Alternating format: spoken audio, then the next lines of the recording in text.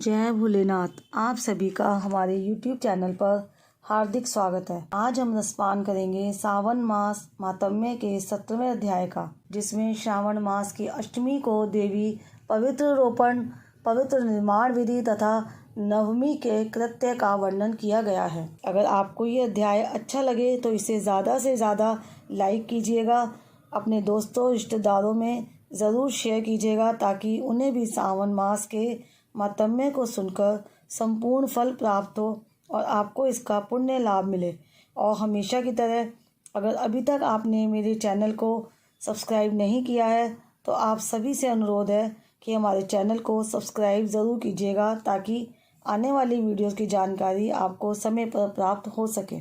ईश्वर बोले, हे देवेश, अब मैं शुभ पवित्र रोपण का वर्णन करूँगा। सप्तमी तिथि को अधिवासन करके अष्टमी तिथि को पवित्र को अर्पण करना चाहिए। जो पवित्रक बनवाता है उसके पुण्य फल को सुनिए। सभी प्रकार के यज्ञ, व्रत तथा दान करने और सभी तीर्थों में स्नान करने का फल मनुष्य को केवल पवित्र धारण करने से प्राप्त हो जाता है, क्योंकि भगवती शिवा व्यापनी है। इस व्रत से मनुष्य धनहीन नहीं होता, उसे दुख पीड़ा तथा व्याधियां नहीं होती, उसे शत्रुओं से होने वाला भय नहीं होता और वह कभी भी ग्रहों से पीड़ित नहीं रहता। इससे छोटे बड़े सभी कार्य सिद्ध हो जाते हैं। हे वत्स, मनुष्य तथा राजाओं के विशेष करके स्त्रियों के पुण्य की वृद्धि के लिए इससे श्रेष्ठ कोई अन्य व्रत नहीं है। हे तात, सौभाग्य प्रदान करने वाले इस व्रत को मैंने आपके प्रति स्नेह के कारण बताया है। हे ब्रह्मपुत्र, श्रावण मास के शुक्ल पक्ष की सप्तमी तिथि को अधिवासन करके देवी के प्रति उत्तम भक्ति से संपन्न वह मनुष्य सभी सामग्रियों से युक्त होकर सभी पूजा द्रव्यों, गंध, पुष्प, फल आदि अनेक प्रकार के नैवेद्य तथा वस्त्र भरण आदि संपादित करके इनकी शुद्धि करे।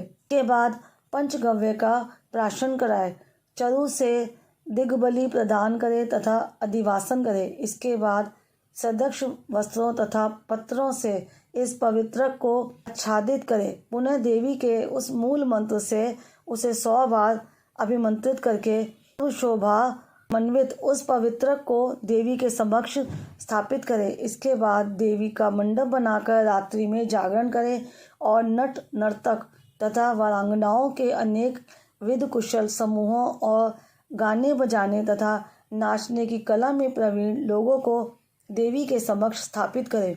उसके बाद प्रातःकाल विधिवत स्नान करके पुनः बलि प्रदान करे। इसके बाद विधिवत देवी की पूजा करके स्त्रियों तथा द्विजों को भोजन कराए।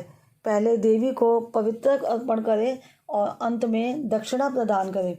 हे वत्स, अपनी सामर्थ्य के अनुसार कार्य सिद्धि करने वाले उस नियम को धारण करे। राजा को प्रयत्नपूर्वक स्त्री के प्रति आसक्ति, जुआ, आखेट तथा मांस आदि का परित्याग कर देना चाहिए। ब्राह्मणों तथा आचार्यों को स्वाध्याय का और वैश्यों को खेती का कार्य तथा व्यवसाय नहीं करना चाहिए। 7, 5, 3, 1 अथवा आधा दिन ही त्याग पूर्वक रहना चाहिए और देवी के कार्यों में निरंतर अपने मन में आसक्ति बनाई रखनी चाहिए।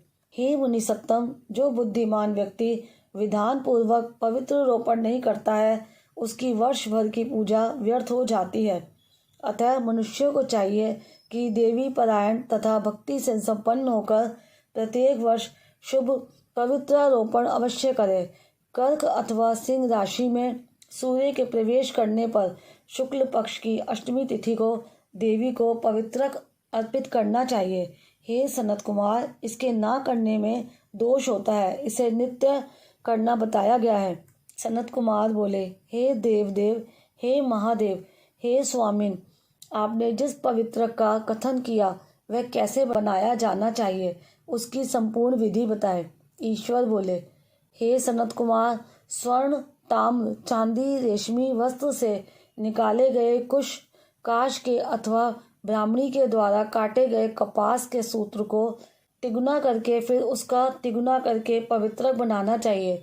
उनमें 308 तारों का पवित्रक उत्तम और 270 तारों का पवित्रक माध्यम माना गया है। 180 तारों वाले पवित्रक को कनिष्ठ जानना चाहिए। इसी प्रकार 100 ग्रंथि का पवित्रक उत्तम, 50 ग्रंथि का पवित्रक मध्यम तथा 26 ग्रंथि का सुंदर पवित्रक कनिष्ठ होता है तथा 6, 3, 4, 2, 12, 24, 10 अथवा 8 ग्रंथियों वाला पवित्रक बनाना चाहिए अथवा 108 ग्रंथि का पवित्रक उत्तम, 54 ग्रंथि का माध्यम तथा 27 ग्रंथि का कनिष्ठ होता है। प्रतिमा के घुटने तक का लंबा पवित्रक उत्तम, जंघा तक लंबा पवित्रक माध्यम तथा नाभि पर्यंत पवित्रक अधम कहा जाता है।